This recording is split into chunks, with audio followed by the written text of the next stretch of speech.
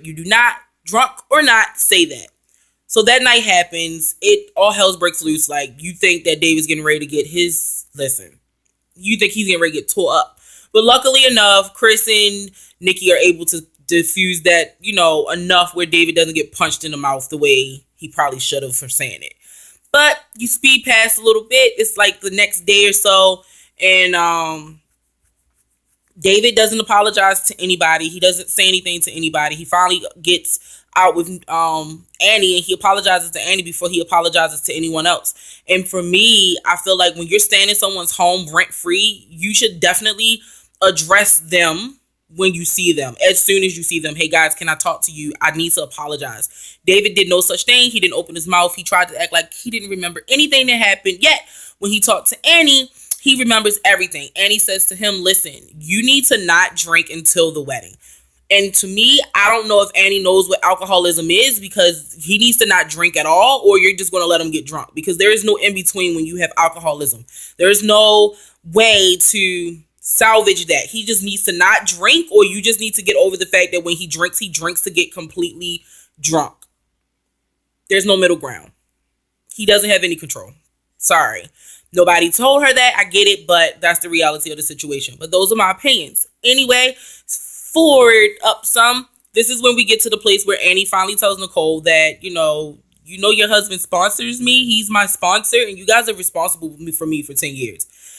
Well, Nikki's like, well, that's not happening. You guys cannot stay here in LA with us anymore. You need to get to Kentucky. David needs to get a job. David needs to start working. David needs to figure it the hell out, because you guys are not going to stay here on vacation for another minute longer. And we're sponsoring you. Like, he needs to get it together, like, right now. So they go out to dinner.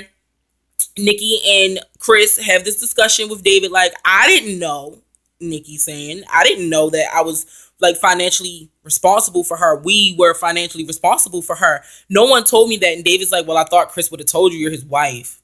So he like puts it all off on Chris. And she's like, well, it doesn't matter. He didn't, and neither did you. So tomorrow you guys need to get out. The place that we have for you guys in Kentucky is temporary. The car that we're giving you guys out there, temporary. Can I mind you guys?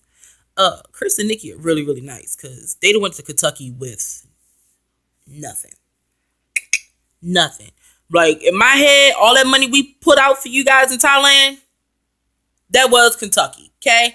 So Chris and Nikki buy David a plane ticket and Annie a plane ticket, and they send them about their merry little way. And, they put them up in a nice little, what looked like it might have been a warehouse, but it had an apartment upstairs. It looked like a fire station, maybe. I don't know. But they put them up in an apartment, and they give them a car to drive around so David can get it together. And, of course, David's like, okay, Annie, time to meet my kids. Keep in mind, you guys, because I know I skipped it, but his kids don't know nothing about Annie. They know that Annie's a girlfriend. They have no idea that David's engaged. They have no idea that he's gone through the K1 process. And Annie's like, why didn't you tell them? He's like, I just feel like it's something that we should tell each other face to face. We're getting married. We should say that to their faces. And Annie's like, that's what? Like, no, you need to tell them, because they're going to be my family too. And I don't want them to think that it's my fault that you didn't tell them. And she's absolutely right.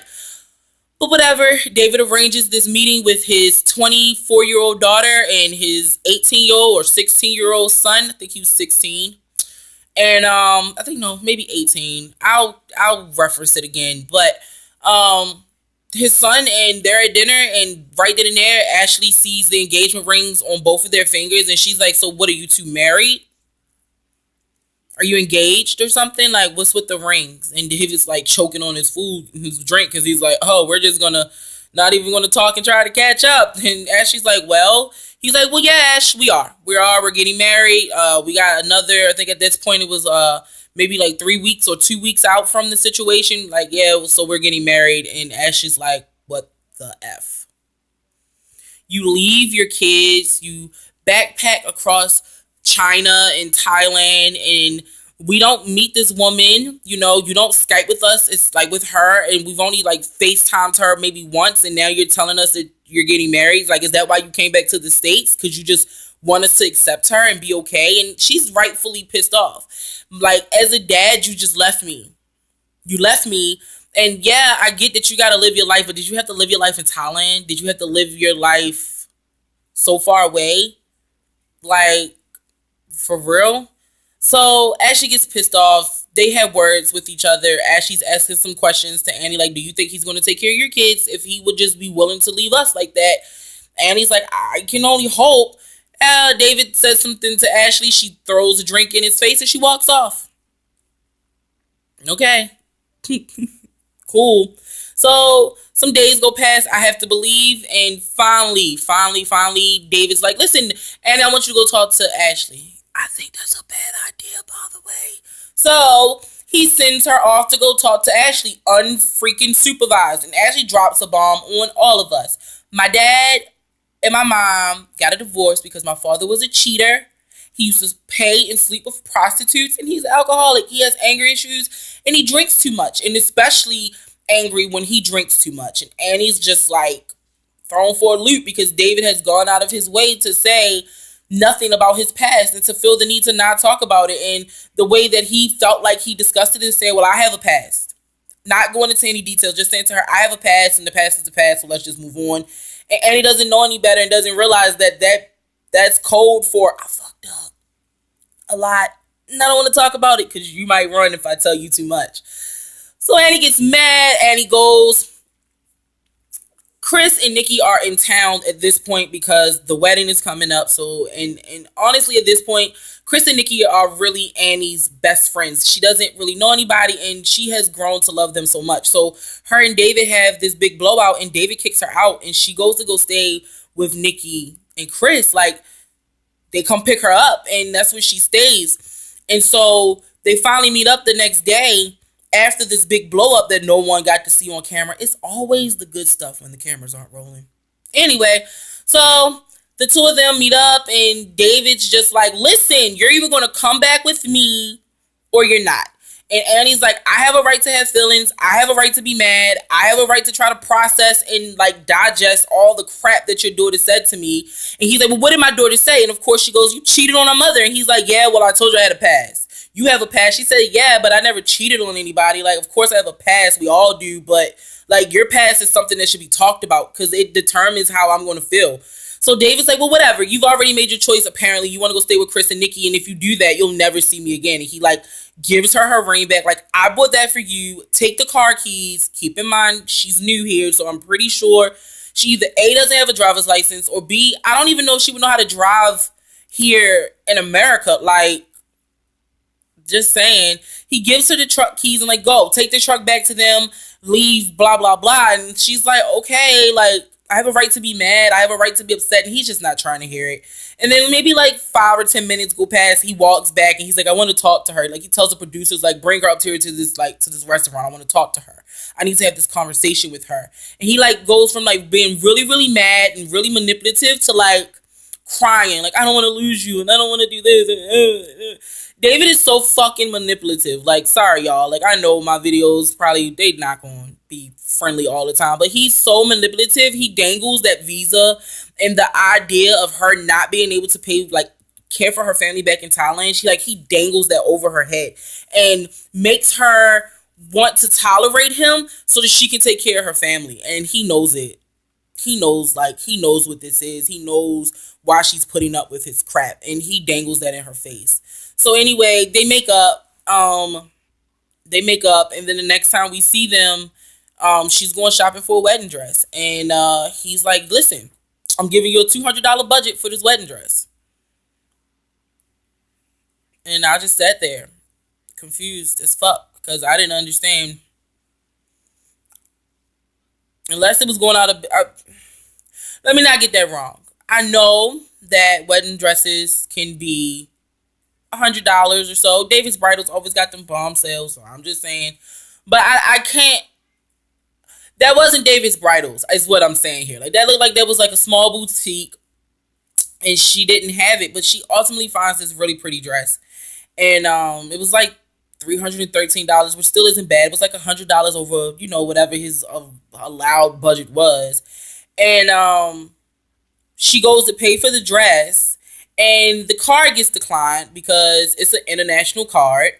It's an international credit card. David hasn't gotten his affairs in order, and the 2.5 months that they've been here, he hasn't got all his money switched back over to US dollars. So of course the card doesn't work because they cannot take this money. This is all in their currency over in Thailand. So Nikki, who was with Annie, pulls out her credit card and goes, look, Big Mama Nikki pulls out her credit card and goes, listen, use this, pay for the dress, and David's going to give me my money back.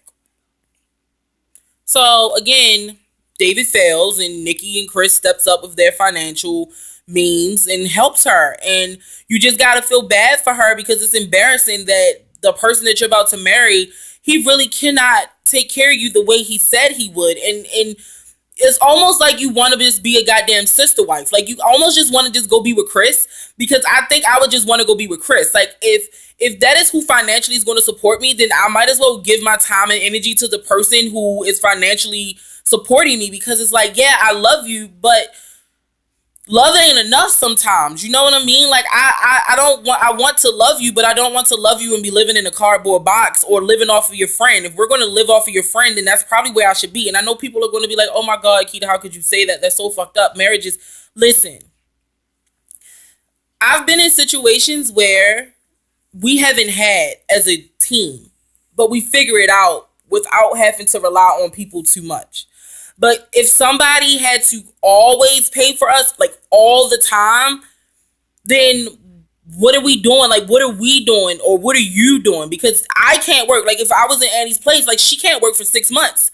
And so for the next 6 months or however long it's going to take her to find a job, her provider isn't her husband. It's her husband's best friend and his wife.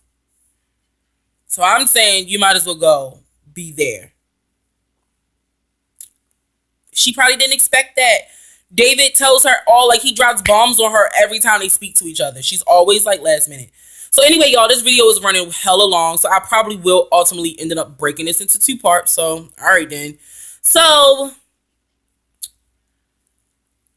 at the end of it all, they get married after Chris pays for this big old wedding because he didn't want them to go to the Justice of the Peace. Chris and Nikki pays for this big wedding for them, and they take care of everything. And David's daughter shows up, and David gets married on his daughter's birthday. His daughter is livid. Ashley is pissed because she's like, you've been gone all these years, 2 years or something like that. You've been gone, and every year for my birthday, I have the family there with me, and here you come stepping on toes and getting married on my birthday, and then not even so much as like get on a mic to say, hey guys, you know, I want to thank you all for coming out, and I want to wish my daughter a happy birthday. Like, David didn't do none of that.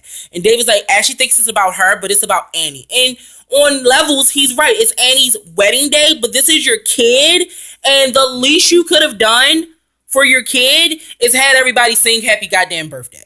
Like, why not make the nice gesture? You, like, your daughter basically on some messed up level is kind of not loving you right now, and you couldn't give her like a 2-minute happy birthday song just to make her feel a little bit special so that you could show some good faith, David, because at this point all you've been doing is talking. Like, your efforts are kind of like shit efforts because you're like, whatever, you're kind of like uninterested in whatever it is that Ashley's talking about. Whatever. So at the tell-all, you know, so that's how they end with their wedding and Ashley storming off pissed. And so at the tell-all, David and Annie and Nikki and Chris all sit down, and Nikki just puts it down like, listen, we're done. We're done. We offered you a job. You didn't want to take it. You have no job right now. We're done financing you. We'll help with her because we have to. But we're done, excuse me, y'all. We done with you, David. Like, we're cutting you off. We are no longer financially backing you up. So whatever it is that you need to do, I suggest you do it. Stop making excuses. Stop finding reasons why you can't do this or do that. And just get on your grind and do it. We're done. Chris looks at him. He's like, buddy, I promised her I couldn't help her anymore. You know, anything that I give you, you gotta earn from now on out. Like, you can come work for me, or you gotta earn it. I can't just keep giving you money or whatever. And so he offers, so at that point, Chris explains to us that if he offered Annie like $10,000, she could leave. She could leave and go back to Thailand right now, and he would be done with the visa process. He would no longer be responsible for her. Like, he could give her $10,000 right now at the show, like cut her a check, and she could go. Like, if she felt like David wasn't going to be able to do it, like, she could go. So David jumps in and is like, no, if I can't find a job here, then we'll just go back to Thailand. And Nikki's like, yeah, you're running away. Like, how are you going to pay us all back? Like, if you run off to Thailand, how do you plan on paying all the people that you owe money back, David? And David has nothing to say. Annie says that she loves David or whatever. I think she loves him because I think she loves him. And I also think that she loves the idea that if she just sticks it out a little bit longer, she'll be able to help with her family financially. I mean, I don't believe they were like dirt poor or nothing like that. But you know, our money always, like the US money always goes for more in other countries, like all the time. So if she could just send back $500 or $600 a month, her family would be doing better than what they were before she was sending any money home. So that's David and Annie, you guys. It's a lot. This is a 32-minute video, so I am going to break this up into 2 parts. I am not going to have you guys sit through this entire thing. Please subscribe, like, share my video. I'm gonna have my Patreon down into the link if you want to support. But if you don't, that's cool too. If you guys just subscribe and like this video, that's just as much help. I love you guys. Peace.